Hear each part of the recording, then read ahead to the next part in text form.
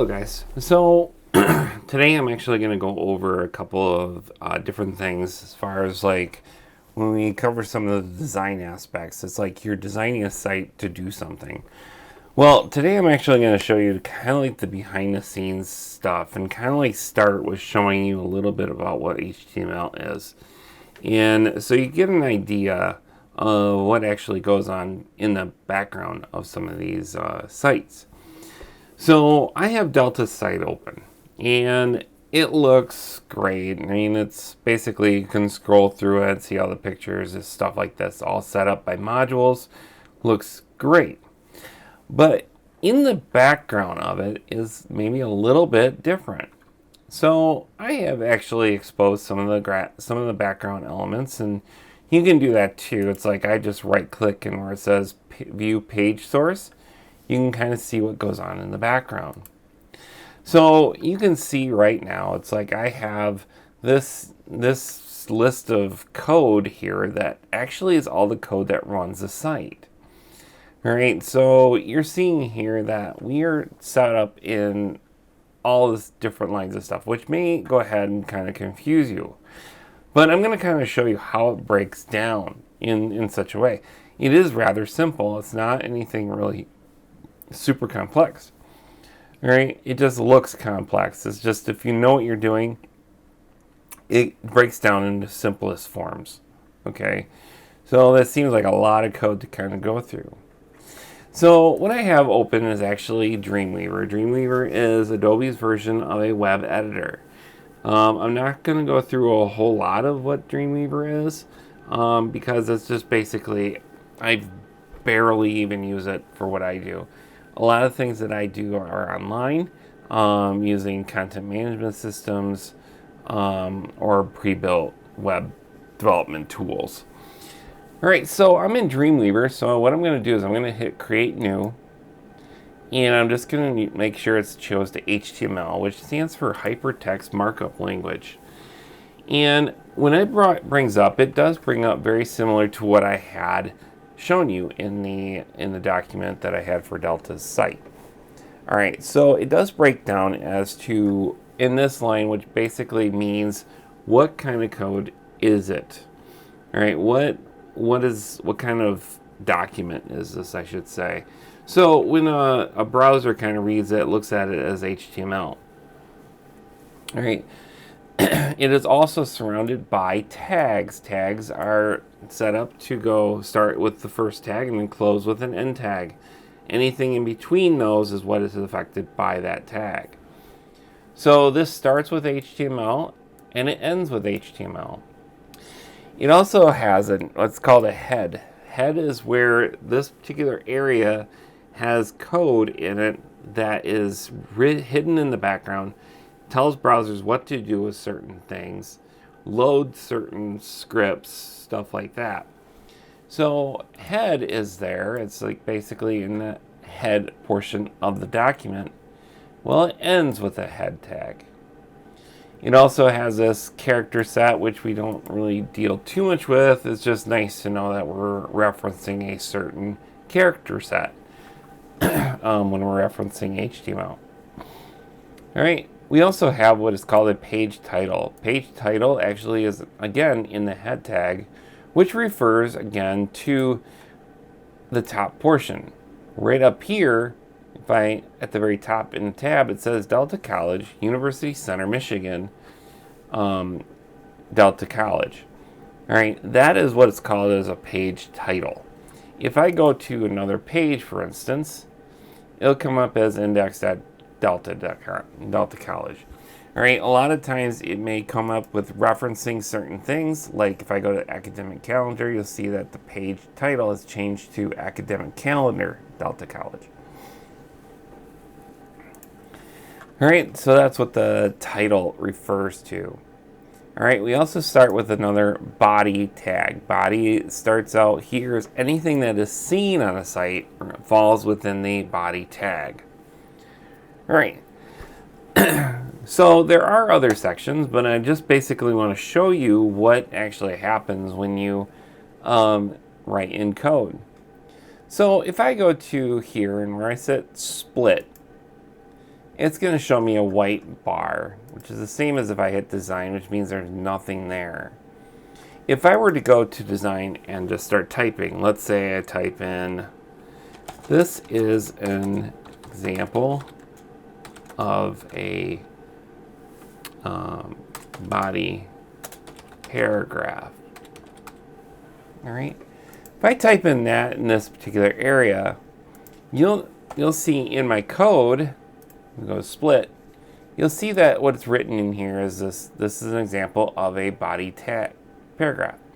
If I go up here and I hit return, you'll see what it does is it actually puts it within P tags. P tags refer to as a paragraph.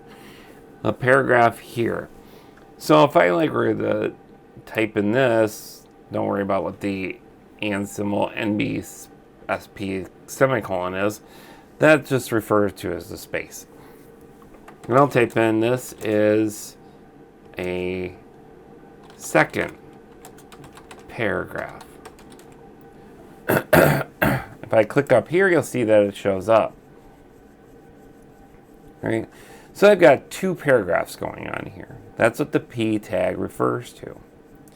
If I go up here and I type in heading 1, heading 2, heading 3, heading 4, heading 5, heading 6. All right, so I have those there. Now, what I'm going to do is I'm going to actually wrap them in a new tag, which refers to as an H. Okay, if I can get this H1, and it automatically puts in a secondary tag. So I'm going to cut that and I'm going to paste it. So if I wrap heading 1 with H1 and end it with H1, this is what it refers to. This is the heading area. If I go here and I type out H2, and so on and so forth, H3,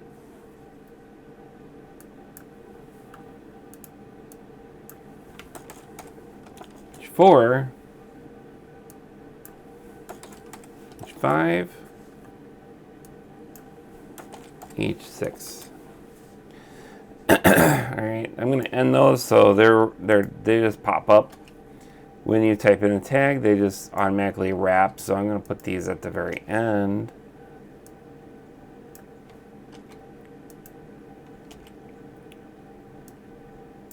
Just like so.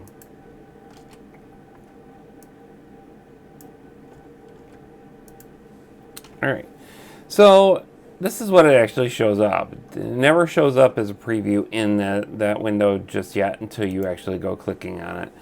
All right, what these refer to is heading 1, heading 2, heading 3, heading 4, heading 5, heading 6. There is no heading 7 or 8 or 9 or 10 or whatever. There's only those 6 headings. All right, those are set by default by certain browsers to show those. And how it relates is that, why do we do headings? Well, headings are to break sections up.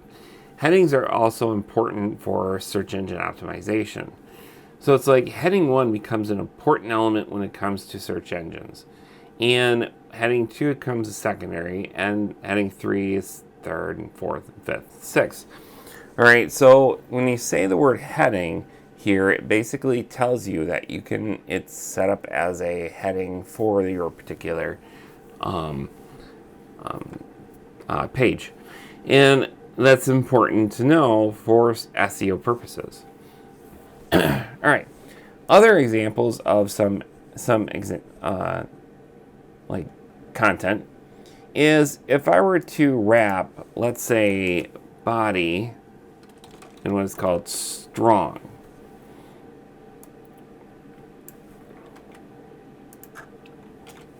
All right. If I were to wrap strong with body tag or body paragraph, if I go up here, you'll notice that it is bolded. And it's become bolded. That is also what we used to say a lot of times, and it's still around where we could actually say B, and it doesn't change. But the actual language that is the most important is saying strong. when you're emphasizing a particular area. Another thing is to wrap I. I is what is referred to as an italic, but there's also a very important thing to do with those. Instead of I, you want to say M, which stands for emphasis. All right, so it basically does the same thing. It's still italicized, but I used to be the old version of that language. So now it's M, not I anymore. All right. It's also important for code purposes to make sure that tags are put in the right location. All right. So like here, if you notice here that I have strong M, and then it goes body paragraph, and then strong M in the same order, you'll notice that up here it breaks because it's not in the proper order. Think of code when it comes to HTML as like an onion skin. Onions will have layers. If you've ever watched Shrek, you know that Donkey always said onions have layers. Same thing applies to code, where if you have a tag, you always end it in the same way. So it's like if you start with strong, you will end with strong. Start with M, you end with M. You don't basically break that string. As you notice, it did break that because I went in the wrong order. Okay. All right, another thing to realize is what we call lists. All right, lists are where, let's say we went ahead and type out a list, and the list item is li. Let's say apples. Next one, I go li, and I say oranges. Delete that end tag because that's not necessary. Li, grapes. All right, so I go up here, and it is list. It is set by default to have a bullet in there. However, what if I wanted numbers? All right, there are two different tags for this. First one is UL. UL stands for unordered list, where it's like it has to wrap around a list.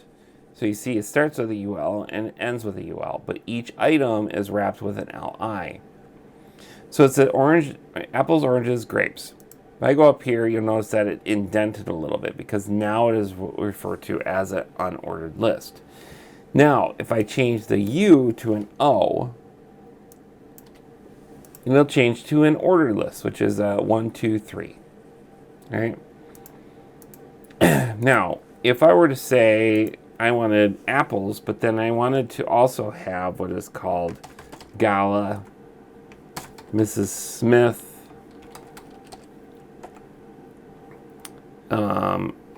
Red Delicious, subcategories for it. And let's say I know there's going to be a list underneath of those, so I'm going to wrap those with LI.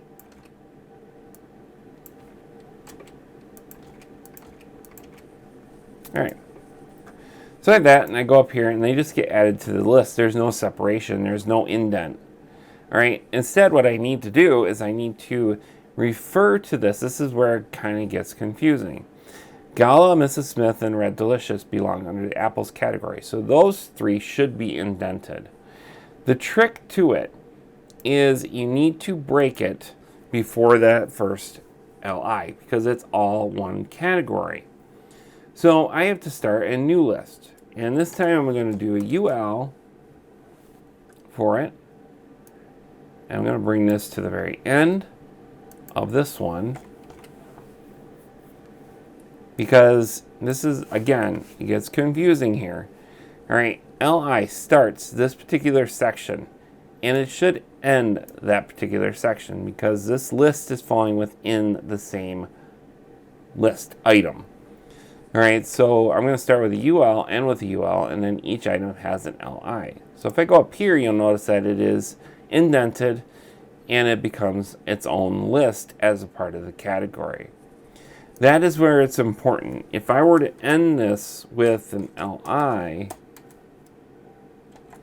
let's say just like that, and I took this one off, I go up here, now it would do the same thing, but in some browsers it will not. Here it's tending to do the same thing, but it is actually not the appropriate way of doing it. You need to start it before your LI, so this whole section becomes one section.